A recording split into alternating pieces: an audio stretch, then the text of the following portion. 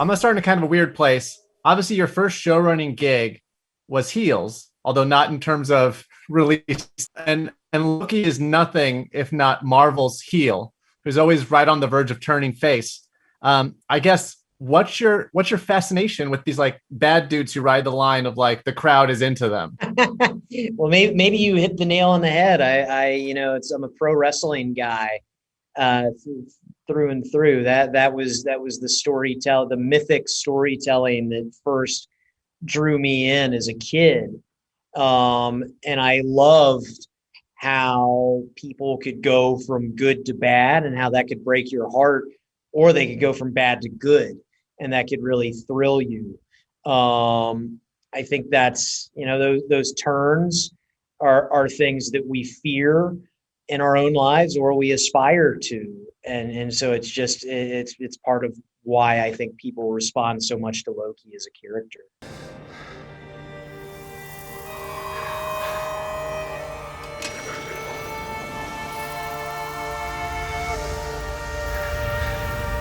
So I think you've rather smartly taken this 2012 iteration of Loki, and you kind of give him like the highlights of what happened to like Loki Prime, whatever you call that iteration of him. Um, when in the screen, in sort of the scripting process, did that idea come about to like show him the future that he would have lived? That was day one of the writer's room. That was our big revelation that we had and went home off the high of. And it was actually specifically referencing Toy Story when Buzz Lightyear sees that advertisement for the Buzz Lightyear toys and he realizes, holy shit, I am just a toy. That's when Loki finally realizes I was never in control of my life. The TVA always, this was the course they plotted. It's a very humbling thing for him.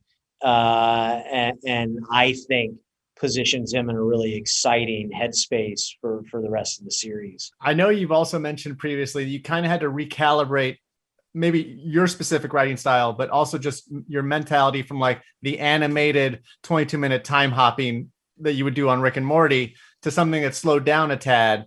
And you've referenced the Leftovers and Mad Men as sort of these touchstones. I was wondering if you, and feel free to get as granular as you want, like what at a scene level, like what are scenes you're looking at in those shows or even in Inglourious Basterds? You're like, I want to try to replicate this as best I can. Yeah, I mean, God, there's so much good stuff in Mad Men and everything. Every scene, I guess, in Mad Men. The Leftovers, I really was specifically thinking about when they would kind of spend an episode specifically on one character, like when Nora goes to that conference in season one, or the first Kevin secret agent episode in season two, or the lion sex cult episode in season three. Episodes that just felt like great little short stories in a way. That's not to say that the show is procedural and not serialized, but it was really important to me that every episode stood alone. And then, specifically when it comes to dialogue, I love writing dialogue. If you've seen the show, I guess you probably could tell now. And I feel that dialogue is one of Loki's superpowers. You want to see Superman fly. I think you want to hear Loki talk. And so, it was watching like The Master, the processing scene with Joaquin Phoenix and Philip Seymour Hoffman on the boat there, the opening of Inglourious Basterds in the farmhouse, and then also the cards on the head scene later on in the basement. Just great scenes of tension building, dialogue, and everything. Just not necessarily going fishing for anything particular other than just inspiration that here's great stuff, and let's try and maybe stand alongside it if we can.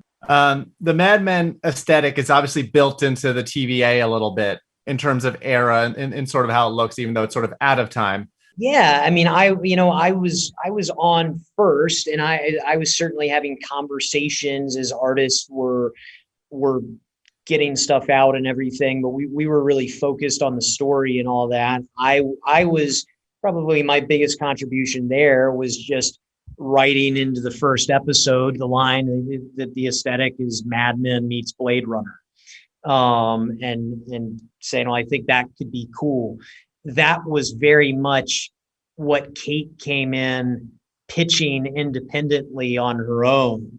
And so then her, in conjunction with our production designer, Kazra, and the rest of the team, they elevated and brought that to life in such a lived in, excellent way. So all I had to do was type one line. They had to actually really build it, and they made it look awesome. Similarly, and this is slightly sillier, when did Jasta and Boku enter the conversation as references? Are those in the scripts? And was there anything you tried to slide in that didn't make it past like the Marvel brass? I mean, Marvel was game for everything. Kevin Wright, our creative producer, he was on top of it. Nobody was more thrilled for those sort of Easter eggs than Kevin. Jasta, I think Jasta was in there. I think I wrote that. Boku, Eric Martin, one of our writers, and I, we're both pals with Richard Lewis. Weirdly, through a stickball league we used to play in, and so that's our little nod to Richard Lewis with the Boku. But that's, I trace all that stuff back to Kevin Wright. He was really he loved all that stuff, all those little Easter eggs. All I wanted was a Boku. Boku fruit juice cooler from McCain. Is that too much to ask? And last question, because I gotta let you go. If you could travel back in time to any film premiere or watch an episode of television live as it was happening, where or when do you think you would go? Oh man, that's a good one. It's hard to not just say Empire Strikes Back.